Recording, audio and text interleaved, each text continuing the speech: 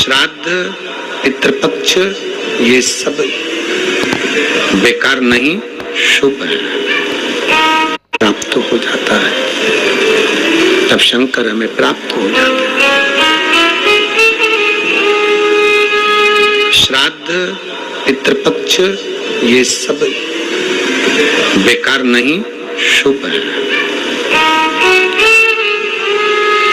ये लोगों की गलत दृष्टि है, गलत विचार, गलत भाव है, गलत सोच है कि पितृपक्ष में ये काम ना करिए, पितृपक्ष में वो काम ना करिए, पितृपक्ष में ऐसा ना करिए, पितृपक्ष में वैसा ना करिए। आप दिल से अगर पूछ रहे हैं, आप दिल से प्रार्थना कर रहे हैं, दिल से निवेदन कर रहे हैं, दिल से अगर कह रहे हैं तो शिव स्वीकार करता है, शंकर सुनता है। केवल विश्वास मूल रखिए, भरोसा मूल रखिए।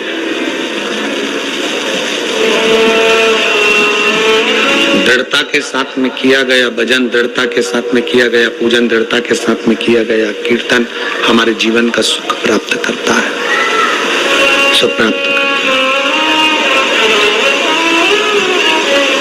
एक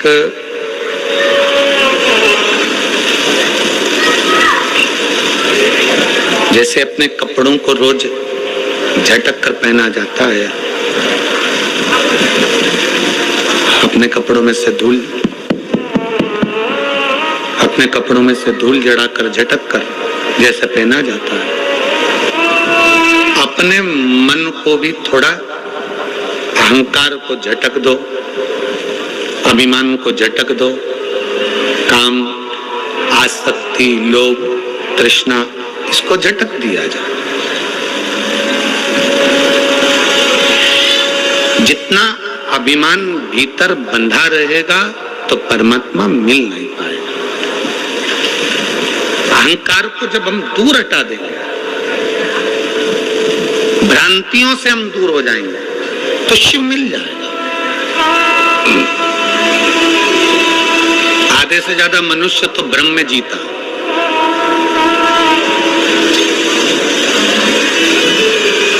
मैं अगर भगवान शंकर को ये नहीं चढ़ाऊंगी तो शंकर जी रुष्ट हो जाएंगे, मैं भगवान को ये नहीं करूंगा तो भगवान रुष्ट हो जाएंगे।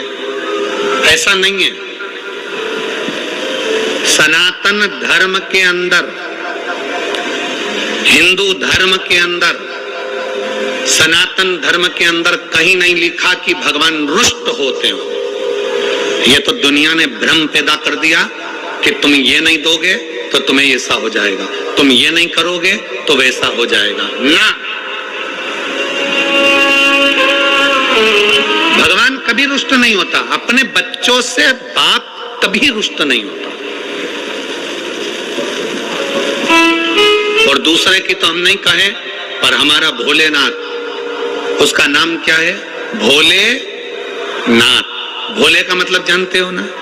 बोलो तो जम के।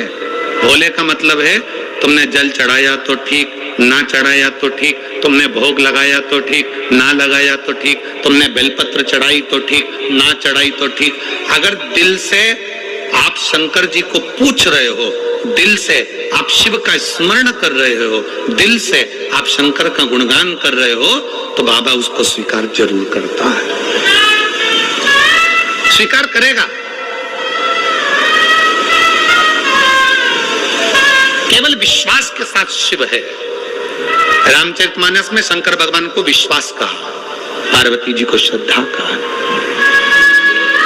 शिव जी विश्वास है, माता पार्वती श्रद्धा है, और इन दोनों का जो मिलन है, श्रद्धा श्राद्ध, श्राद्ध श्रद्धा।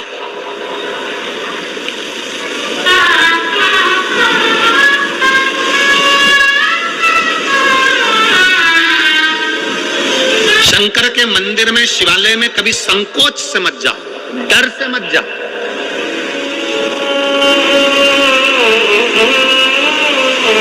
आप लोगों ने पहले शिव पुराण सुनी है टीवी पर? बोलो तो जम के, सुनिए।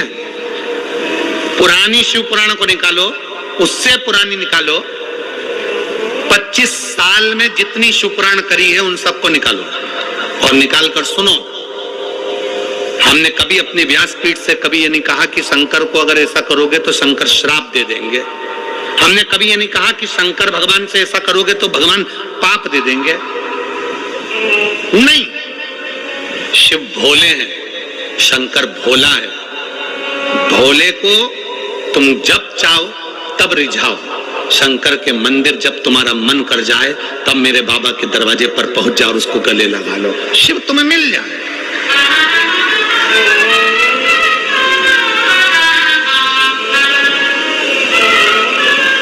शंकर तुम्हें प्राप्त हो जाएगा। केवल विश्वास के साथ शंकर को भजो, भरोसे के साथ। देवराज नाम का ब्राह्मण के घर में जन्म लिया और ब्राह्मण कर्म नहीं कर पाया, चोरी में लग गया, वैश्यावृत्ति में लग गया। घर में खुद की पत्नी थी, खुद के बच्चे थे, पर दूसरी नारी का संग पकड़ लिया।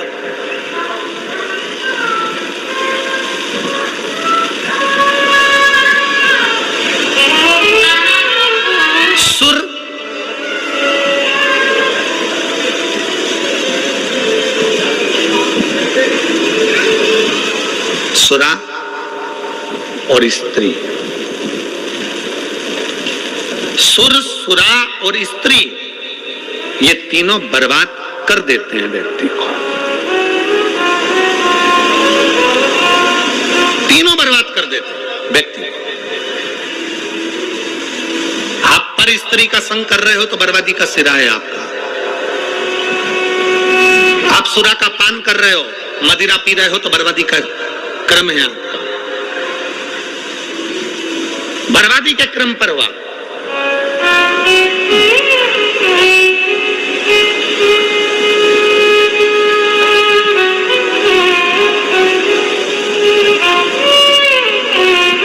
आस्था चैनल के माध्यम से, फेसबुक यूट्यूब के माध्यम से और इस पवित्र छत्तीसगढ़ की धरा,